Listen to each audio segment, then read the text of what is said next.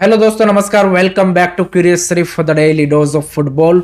तो सबसे पहले शुरुआत करते हैं आईएसएल सीजन 25-26 के ऑफिशियली फिक्सर्स लिस्ट एआईएफएफ ने अपनी वेबसाइट के ऊपर फाइनली अनाउंस कर दिए हैं and this is a tentative fixers list. तो इसमें थोड़े बहुत छोटे मोटे चेंजेस आपको आगे देखने को मिल सकते हैं, but more of a same यही आपका इस सीज़न का लीग का शेड्यूल रहने वाला है। एंड जैसे हमने अर्लियर वीडियो में रिवील किया था कि जो पहला मैच होगा इस सीज़न के लीग का वो होगा between Mohun Bagan Super Giant and Kerala Blaster on 14th of Feb at Salt Lake Stadium. 3rd of May को यहाँ पे कोलकाता डार्बी खेला जाएगा एंड 17th of May तक आपका ये इस सीज़न के लीग का पूरा शेड्यूल है, जिसमें टोटल 91 मैचेस खेले जाने वाले हैं। मैचेस के जो टाइमिंग्स है वो होंगे 5 PM and 7:30 PM kick off and सारे मैचेस आपके थर्सडे टू संडे के बीच में ही खेले जाएंगे। यहाँ पे मंडे, ट्यूसडे एंड वेडनेसडे को मैचेस नहीं होंगे। तो आप बोल सकते हैं कि जो वो वीकेंड वाला स्लॉट है वो यहाँ पे इस बार एआईएफएफ ने चूज़ किया है for this seasons ISL. And अगर हम वेन्यूज़ की बात करें तो उसमें यहाँ पे 3 वेन्यूज़ अभी भी कंफर्म होने बाकी है according to this fixtures list. एक तो है यहाँ पे आपका कलिंगा स्टेडियम जो कि ओडिशा का यहाँ पे होम ग्राउंड होगा, उसी के साथ इंटरकाशी का भी वही होम ग्राउंड होगा इस फिक्सर्स लिस्ट में ये बताया गया है। तो वो अभी कंफर्म होना बाकी है। देन मुंबई सिटी एफसी का मुंबई फुटबॉल एरिना वो भी कंफर्म होना बाकी है। एंड तीसरा है केरला ब्लास्टर का ईएमएस कॉर्पोरेशन स्टेडियम। ये तीनों ही आई थिंक मोस्ट लाइकली बहुत जल्द यहाँ पे कंफर्म हो जाएंगे। चेन्नई एफसी के लिए अच्छी बात यह है कि जेएलएन चेन्नई का जो स्टेडियम है वो यहाँ पे उनके लिए आगे अवेलेबल होने वाला है। सो दैट इज़ गुड कि उनको यहाँ पे आउटसाइड चेन्नई जाके खेलना नहीं पड़ेगा। उसके अलावा यहाँ पे मोहम्मदन एससी के जो होम मैचेस है उसको भी यहाँ पे एलोकेट किया गया है to Jamshedpur JRD Tata complex में ही। यहाँ पे मोहम्मदन एससी को भी एज अ होम टीम रखा गया है विथ जमशेदपुर एफसी। तो मोहम्मदन एफसी अपने यहाँ पे सारे जो होम मैचेस है वो यहाँ पे जमशेदपुर में जाके खेलेंगे। एंड लास्ट थिंग इसकी भाई यहाँ पे सभी टीम्स को इक्वल होम मैचेस नहीं है। मान लीजिए कि मोहन बगान को 7 होम मैचेस मिले हैं तो ईस्ट बंगाल को 8 मिले हैं, किसी को 6 मिले हैं। तो वो according to the availability of the stadium यहाँ पे एआईएफएफ ने इस फिक्सर्स लिस्ट में डिफरेंट टीमों को डिफरेंट होम मैचेस एलोकेट किए गए हैं। So this is the overall fixers of this seasons ISL. And ये यहाँ पे टेंटेटिव फिक्सर्स लिस्ट उन्होंने अनाउंस किए हैं बिकॉज रिसेंटली जो मीडिया राइट्स के लिए प्री बिड कॉन्फ्रेंस हुई उसमें जो भी इंटरेस्टेड ब्रॉडकास्टर थे उन्होंने यहाँ पे क्वेरीज रखी थी कि आप हमारे साथ यहाँ पे फिक्सर्स लिस्ट शेयर कीजिए ताकि हमें भी आइडिया मिले अपना कॉस्ट एस्टिमेट करने के लिए कि भाई इस सीज़न का लीग हमें ब्रॉडकास्ट करने के लिए कितना खर्चा होगा। तो दैट्स वाई एआईएफएफ ने लिस्ट शेयर की है, बट इसमें छोटे मोटे changes after the broadcaster on board आता है तो यहाँ पे हो सकते हैं। दूसरी चीज़ कि यहाँ पे क्वेरीज के तौर पे ब्रॉडकास्टर ने एक और चीज़ यहाँ पे रखी थी कि भाई किस तरीके का आपको सेटअप चाहिए, कितने कैमरास का।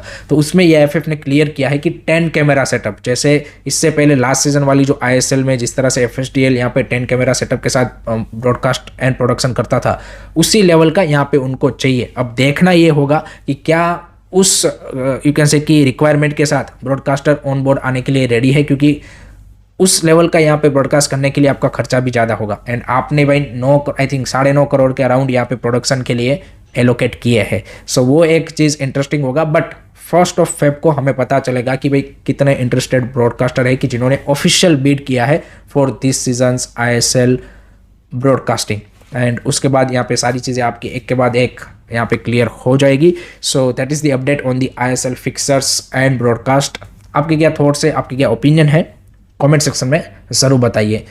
नेक्स्ट बात करते हैं यहाँ पे आईएसएल ट्रांसफर्स के बारे में कि जहाँ पे भी अब और ज़्यादा हलचल बाकी क्लबों की ओर से भी होने लगी है to build their team. And Kerala Blaster ने एक और यहाँ पे अपनी फॉरेन साइनिंग अनाउंस की है।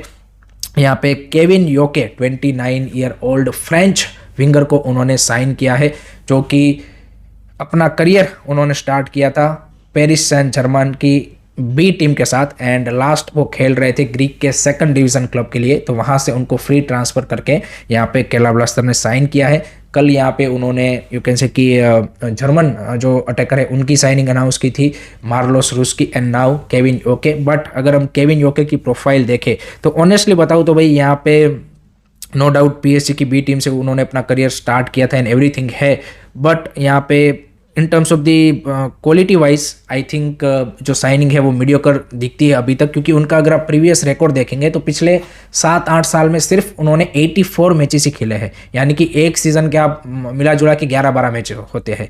So that is little bit surprising thing कि भाई आप यहाँ पे उतने ज़्यादा मैचेस खेले नहीं हो, एंड ग्रीक के सेकंड डिवीजन में वो खेल रहे थे।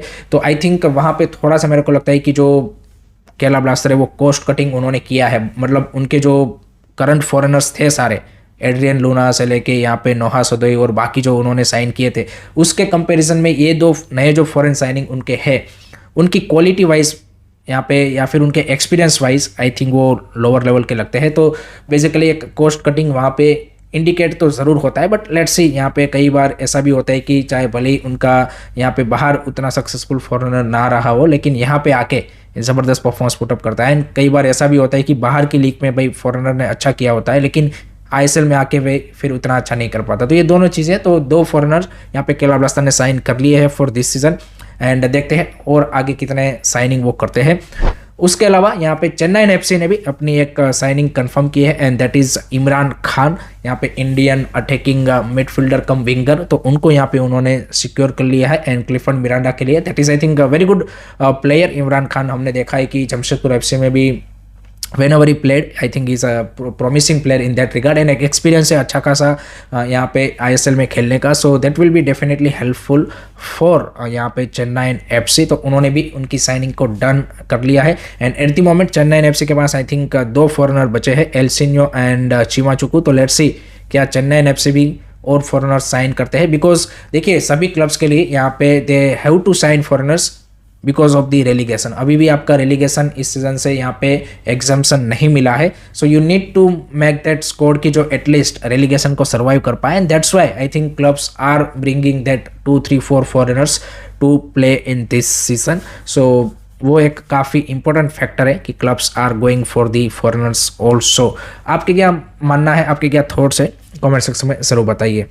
Now let's move on to the second segment of this show, and that is world football. तो उसमें भाई सबसे पहले तो यहाँ पे बार्सिलोना ने यहाँ पे अपने young attacking midfielder Fermin Lopez का भाई कॉन्ट्रैक्ट एक्सटेंशन कर दिया है till 2031 with improved salary, and he deserve this contract extension. Last summer में उनके लिए चेल्सी ने भी एक ऑफर डाला था 40 मिलियन का, जिसको बारसा ने रिजेक्ट किया था, एंड फर्मिन लोपेस ने भी, and he decided to stay at Barca. And जिस तरीके की परफॉर्मेंस उसकी इस सीजन भी आ रही है, I think he is been prolific. आप देखिए फर्मिन लोपेस का जिस तरह से करियर का राइज हुआ है, I think last he was playing in the 3rd division of Spain, and वहाँ से फिर यहाँ पे जिस तरह से उन्होंने बारसा की फर्स्ट टीम में आके वो इम्पैक्ट डाला है पिछले 2-3 सीजन में, he has been really really good, and I think he deserve this contract extension. So 2031 तक बारसा ने उनका यहाँ पे कॉन्ट्रैक्ट एक्सटेंशन कर दिया है।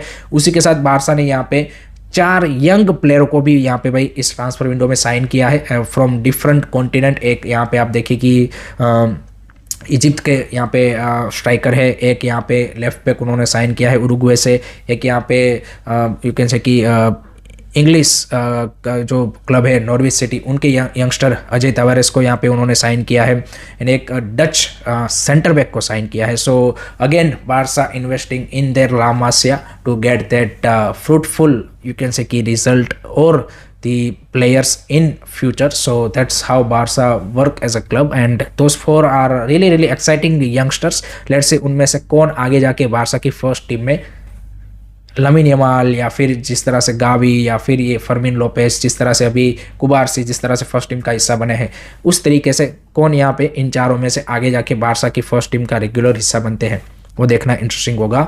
लास्ट में बात करते हैं रियल मैड्रिड के लेजेंड सर्जियो रेमोस ने भाई अपने बॉयहुड क्लब सेविया को बाय करने के लिए भाई 400 मिलियन यूरोस का भाई ऑफर दे दिया है, एंड एक इन्वेस्टर ग्रुप है कि जिसके वो यहाँ पे एज अ लीडर इस ऑफर को यहाँ पे उन्होंने सबमिट किया है, and already they submitted the letter of intent also. तो most likely Sergio Ramos is gonna be the new owner of his boyhood club Sevilla and I think recent years में अगर आप देखेंगे तो सेविया का एक डाउनफॉल फाइनेंशियली हुआ है एंड जिस तरीके से स्पेन में या फिर यूरोप में आप पर्टिकुलरली यूरोपा लीग में जिस तरह से उनका डोमिनेंस था लास्ट डिकेड में वो उतना यहाँ पे पिछले कुछ सालों में नहीं रहा है, लीग में भी उस तरह से परफॉर्मेंस वो नहीं दे पा रहे हैं। So with this new investors and profile like Sergio Ramos, let's see how Sevilla as a club is gonna grow in next couple of years and क्या वो फिर से स्पेन में वो जो जैसे टॉप 4 टीम में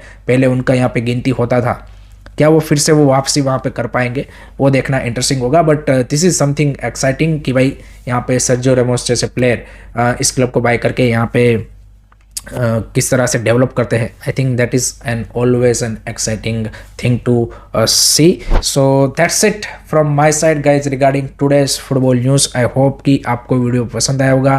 keep supporting this channel, don't forget to like share and subscribe curious सरी। जय हिंद, जय भारत।